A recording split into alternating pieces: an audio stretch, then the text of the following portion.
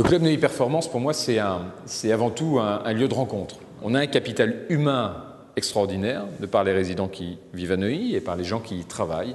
Et ce capital humain, aujourd'hui, dans un marché, dans la mondialisation, voilà, ça a une valeur extraordinaire.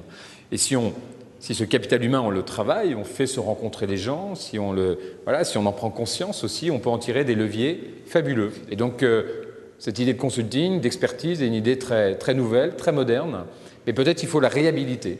Pourquoi devient-on consultant ou pas ? Je n'ai pas 50 ans et aujourd'hui la société me pousse à devenir autre chose et je ne sais pas quoi. Donc c'est un peu la situation de repli, être consultant parce que la société, je ne dis pas l'entreprise, mais la société vous pousse dehors une fois que vous êtes trop âgé. Et à partir de 40 ans, vous devenez trop âgé pour travailler dans une entreprise. Alors est-ce que c'est un mauvais choix de devenir consultant par nécessité ?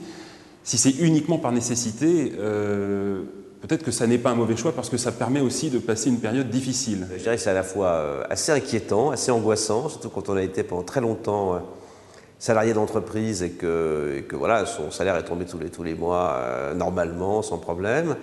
Et se dire, voilà, on rentre dans quelque chose qui est un territoire qui est un peu un territoire inconnu.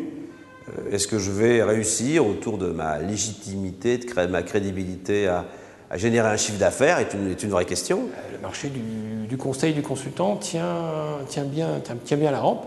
Et puis, bien souvent, c'est une opportunité que les cadres ont envie de saisir. Donc, il faut au contraire, à mon sens, vraiment se muscler sur ce sujet-là. Je suis devenu consultant le jour où j'ai renoncé à une offre qui m'était faite dans mon métier précédent par une entreprise de statut ou de taille ou de problématique comparable à celle que j'ai quittée. Voilà. Je pense qu'il y a deux situations. Il y aura l'opportunité, donc il faut être toujours prêt, donc toujours consultant, même dans les mariages.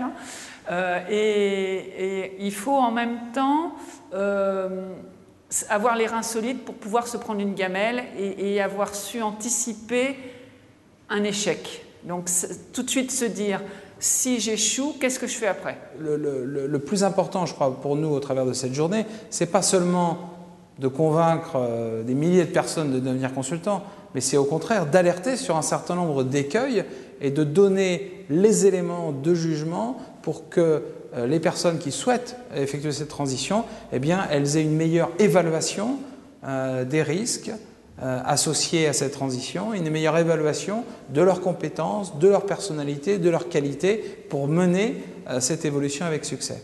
Je me donne pas de temps, je fonce. Je fonce, j'y vais, je travaille 12 heures par jour parce que j'aime ça et puis il ne faut pas trop réfléchir, il faut foncer. Après, bien sûr, on peut tout de même élaborer un business plan, être tout à fait méthodique, mais je crois qu'il y a un moment où il faut que la force et l'enthousiasme se déploient pleinement. Voilà.